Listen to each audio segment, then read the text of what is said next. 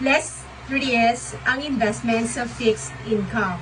So, fixed income, it includes savings account, time deposits, Pag-ibig MP2, government bonds, T-bills, yan. So, less risk kasi fix yung return.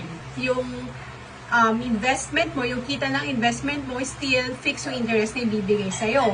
Pangalawa, merong in specific period of time, based sa contract nyo, kailangan maibalik sa'yo yung capital mo. So, kahit anong mangyari, kailangan bayaran ka ng financial institutions. Kaya, low risk sa part ni lender. Kasi dito sa case na to, sa fixed income, ikaw yung lender, pinapautang mo yung pera mo sa government, sa businesses, and sa financial institutions. Okay? So, in return, bibigyan ka nila ng fixed income, and then ibabalik nila yung funds mo in specific period of time. Okay?